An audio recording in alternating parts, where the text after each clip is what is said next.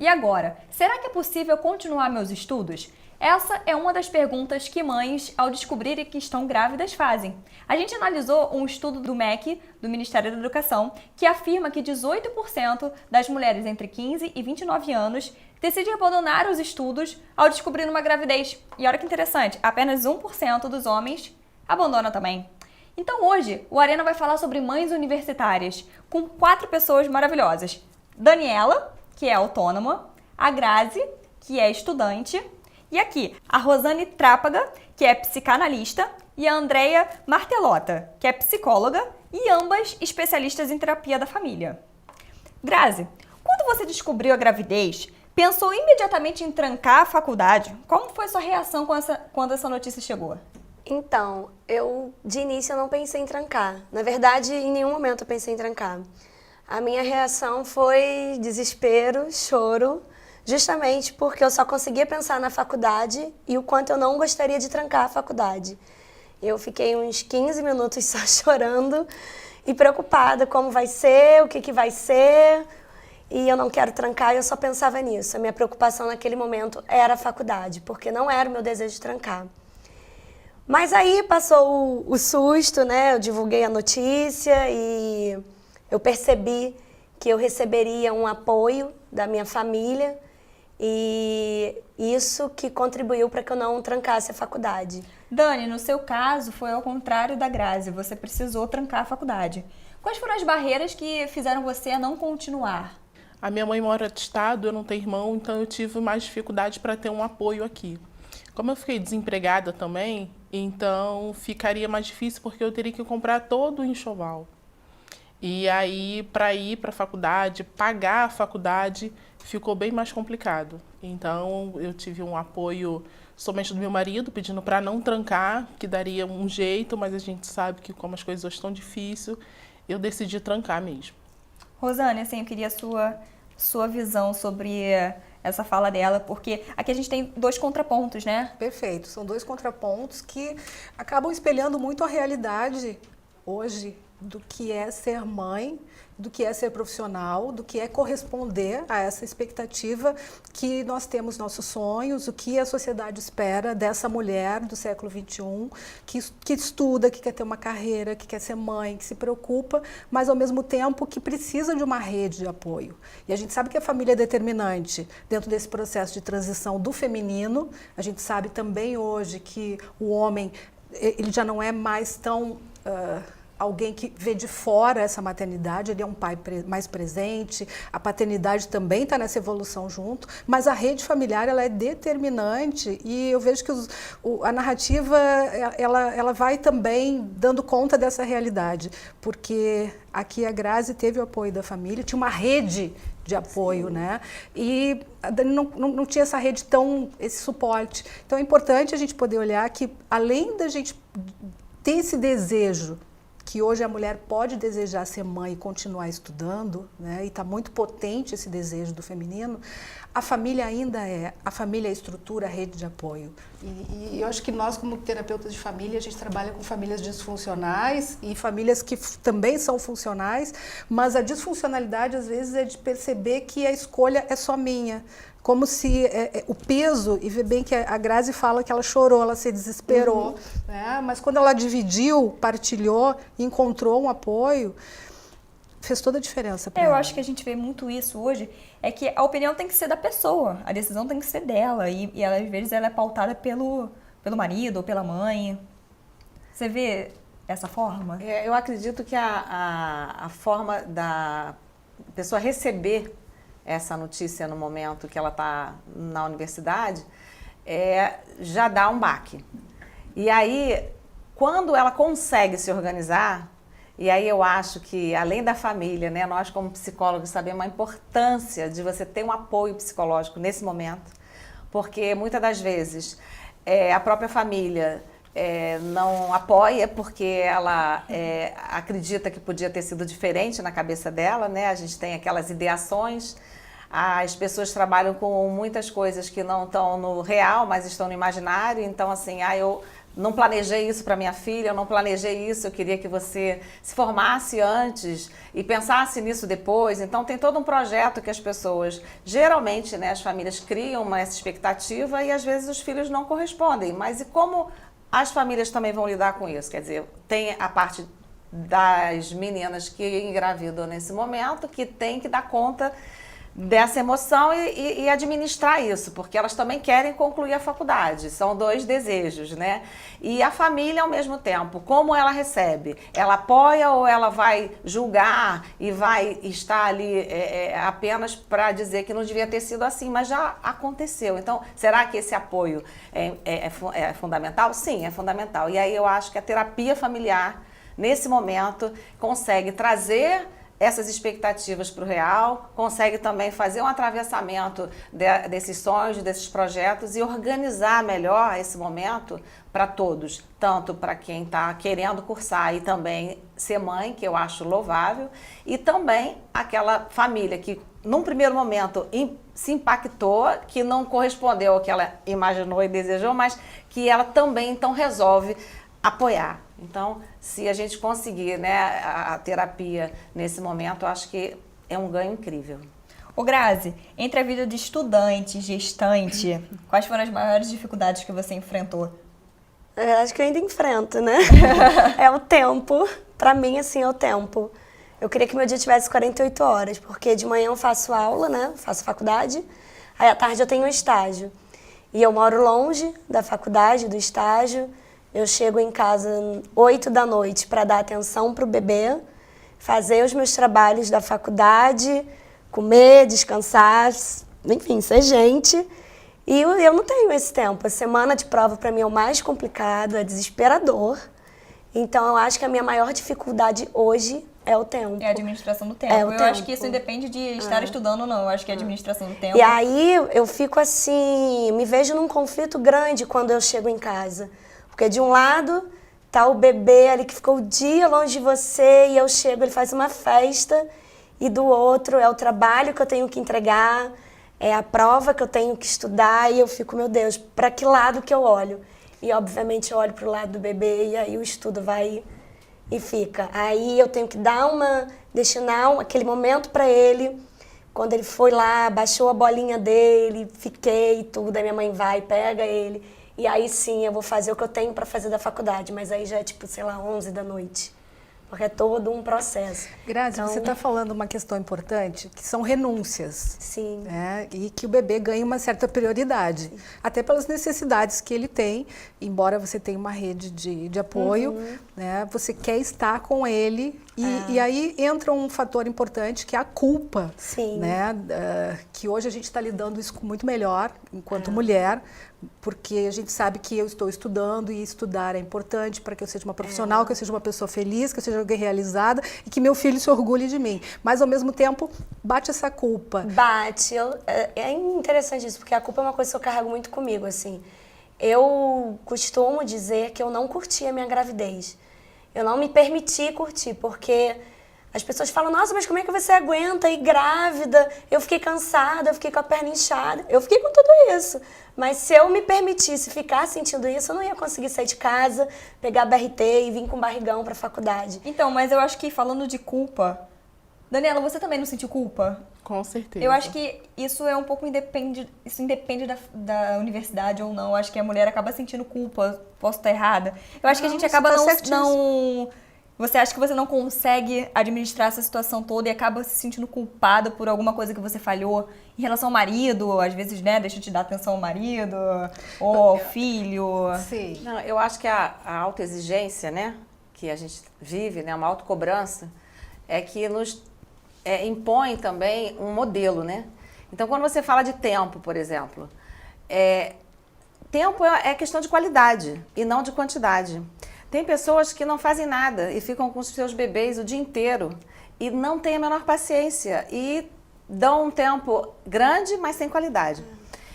Tudo que o bebê quer é atenção, é claro. Mas se você conseguir dar um pequeno tempo, mas com muita atenção, e que ele sinta que você o ama e deseja estar ali com ele, isso para ele já abasteceu emocionalmente a ele. Eu outro dia estava no prédio, desci, um pai jogando futebol com o filho, com o celular na mão, né? Aí ele estava lá chutando a bola. E o menino olhando e, de repente, o menino falou assim, pai, eu não quero mais jogar futebol com você. Aí o pai, mas por que você não quer jogar? Aí ele disse, porque você não quer jogar comigo.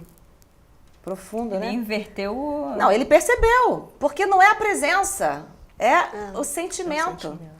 E ele entendeu que o pai estava ali por uma obrigação, ou ele não estava com desejo de estar ali com ele. Então, não adianta a gente se iludir, se enganar, achando que a gente está ali há muito tempo, porque se você está com o celular na mão, você está olhando para a televisão, você não está dando atenção, a criança percebe, o bebê percebe. Então, você pode ter certeza que o tempo é uma questão de qualidade. Separa esse tempo. Se programa, tantos minutos, tantas horas por dia, fim de semana eu posso mais, dia de semana menos, dia de prova, semana de prova, e se permita organizar isso sem culpa. Mas isso que você está sinalizando é importante, que é o se permita, porque às vezes a culpa, ela não está no ato, na situação em si, mas quanto eu me permito. Talvez meu filho já esteja abastecido daquele afeto, mas eu não me sinto que eu o abasteci ou que eu estou abastecida daquele afeto. Às vezes esse tempo é comigo mesma, então se permitir, né, permitir que eu tenho que dar conta de todas essas coisas, permitir que eu posso fazer algumas renúncias, mas que eu não posso me esquecer, porque nós temos dentro da questão da maternidade ainda uma sombra muito forte de que nós tudo podemos. Né, que ser mãe é um manto de múltiplas possibilidades. Nós continuamos mulheres, continuamos com medo, continuamos com dúvidas e somos mães. Então, e continuamos com desejos, continuamos com sonhos e podemos fazer tudo isso, né, e não precisamos ter necessariamente que nos sobrecarregar além. Né, e quando a gente fala em culpa é uma relação muito forte com o feminino e muito forte com a maternidade. Então, isso também é um novo jeito, eu acho, da gente lidar com essa maternidade, lidar com esse feminino e lidar com essa relação com os filhos, de ter mais qualidade, de ter mais disponibilidade e também filhos querem pais felizes. A gente fazer de tudo para que o filho fique bem e a gente não dar um modelo de que realmente eu estou bem comigo, eu gosto do que faço, eu chego cansada, mas chego feliz porque me coloquei e hoje meu dia foi... Então, aquela verdade que você senta com o filho, ele vê, poxa, minha mãe é feliz. Né? Do que eu fazer de tudo para estar ali me escabelando. E estar infeliz. Né? Né? Em relação à culpa, no meu caso, que eu fiquei... Meu bebê já está com 8 meses, que eu fiquei 8 meses com ele, eu me culpava porque eu não dava conta das tarefas de casa. Na hora que meu marido chegasse, a casa não estava muito arrumada. E eu já me culpava. Eu não devia ter trancado a faculdade, deveria ter dado um jeito que não tinha, porque não tinha como colocar na creche, não tinha uma pessoa para tomar conta. Culpa porque meu bebê não quis amamentar, então eu me culpava, o que tem de errado comigo. No início eu chorava muito e eu achei que de repente eu pudesse entrar até numa depressão pós-parto, então para mim foi bastante difícil. Essa é uma pergunta que a gente queria fazer. Como a autoestima das mulheres interfere nesse processo? Faz toda a diferença nesse processo. Mas a maternidade é sempre... A gente tem modelos de maternidade, né? A gente vai ao hospital, vê aquelas mães lindas, felizes, amamentando. Amamentar não é uma coisa fácil. As mães do Instagram. As mães do Instagram. Assim, a maternidade real, ela é incrível. Né? Eu sou mãe, tenho uma filha com 23 anos, mas ela não é uma coisa que é legal o tempo inteiro. É difícil, a gente sim, amamentar dói, é complicado, a gente tem sono, a gente cansa, a gente se irrita. Então, claro que quando chega uma criança que eu tenho que reajustar toda uma vida de tempo, de espaço, de exigências, quem eu percebo que sou, como eu lido comigo, vai fazer a diferença nessa reorganização. Andréia, a depressão pós-parto, ela realmente existe? Existe. Quando o diagnóstico, né? Que depressão e tristeza são coisas diferentes, né? Hoje a gente está aí com a depressão como doença do século, né? As pessoas realmente estão entrando em processos depressivos por várias razões. E a depressão pós-parto, ela é também algo que se diagnostica quando se percebe que a mãe entra num processo que ela não consegue lidar com a maternidade. E ela tem a vontade de abandonar o bebê, ela não dá conta. E aí, mas isso não é simplesmente por uma dificuldade, já é mesmo patológico. Você tem que entrar com o tratamento. Sozinha, a gente sabe que sair de uma depressão sozinha é muito difícil, em qualquer área, ainda mais na maternidade, que tem ali um bebê que precisa de você, que precisa, para sobreviver do teu peito. Não tive leite, como você falou, o suficiente, mas tem os complementos. E aí vem a culpa que, mas tinha que ter. Não, a realidade, como é que eu lido com essa realidade? Não tive o leite, vou entrar com complemento. Mas se começa a autocobrança, tinha que ter, por que eu não tive? E aí vai começando a tristeza aumentar. E aí vai juntando com as outras coisas. E a cobrança de quem não entende também, que meu marido falava, você tentou? Já tentou amamentar hoje? Não é possível. Não, tenta de novo. Já tentei. Não tenta, minha mãe perguntava. Como se fosse uma regra, né? Exatamente. Não, tenta mais um pouco. Já tentei, mas ela não quer pegar. E aí o pessoal acaba cobrando a gente de um negócio que a gente também acha que a culpa também é nossa. Mudando um pouquinho do assunto, eu tenho uma curiosidade, eu acho que é a curiosidade do pessoal aí de casa. Como é que a faculdade e os professores, eles te ajudaram nesse processo? Porque a gente falou um pouquinho antes aqui de fofoca. Hoje existem novas leis sobre a maternidade dentro, né, das universidades, ou elas existiam, ou elas não eram explanadas. Como é que foi a sua experiência com o professor e como é que é o respaldo que a faculdade pode dar? Acho que gostaria que vocês debatessem sobre isso. Assim, a minha experiência foi positiva, está sendo. Eu tive muito apoio da coordenação do meu curso. Depois que eu passei a notícia para a família, tudo, a primeira coisa que eu fiz foi contar. Eu vim até a faculdade só para contar para a coordenadora, eu já tinha entrado de férias. E eu marquei um dia com ela e vim aqui para isso. E ela, quando eu comecei a contar, na metade da minha fala, ela já sabia, você está grávida. E aí eu comecei a chorar, chorei muito. E ela, calma, Grazi, não é o fim do mundo, isso acontece, você não é a primeira aluna e não é a última e tudo. E ela se mostrou muito disponível para o que eu precisasse. E depois eu também falei pro meu chefe no estágio, que foi a mesma coisa.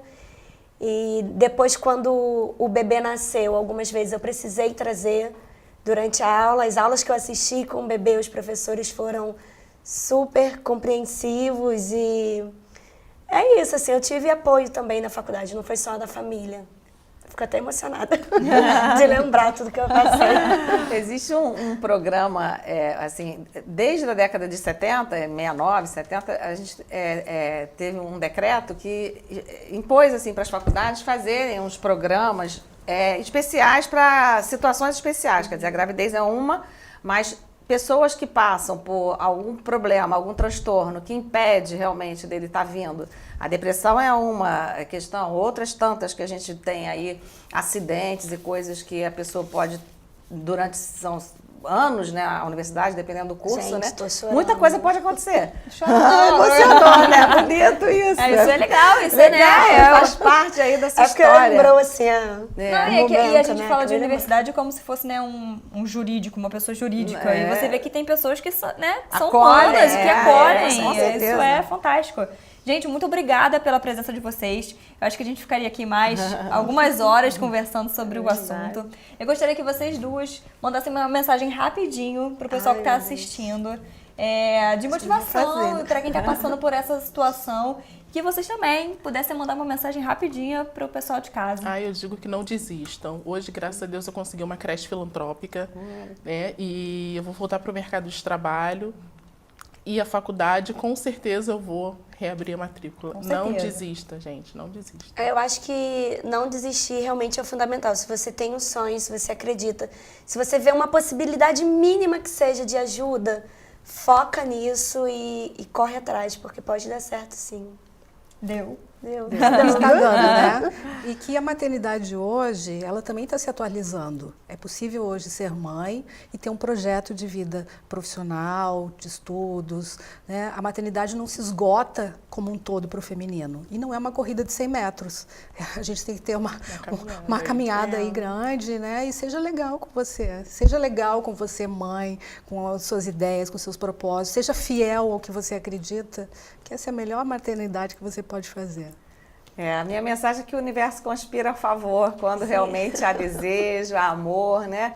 Eu tive essa experiência com o meu mestrado, no meio do mestrado eu engravidei do meu filho e eu fui lá concluir, né? E também tenho essa experiência pessoal, né? De ter tido essa força e o universo conspirou realmente a favor. Tudo aconteceu, concluí o mestrado, que é difícil. Também essa questão do leite ficou complicada, mas eu entrei com o complemento. Então, assim, o universo conspira a favor, quando a gente realmente tem esse desejo verdadeiro e acredita e quer e tem amor no coração. E essas pessoas que estão aqui hoje são exemplos disso. Gravidez não é e nunca será sinônimo de doença. É lindo, é a geração de uma vida. Que todas essas causas sejam apoiadas. Até a próxima!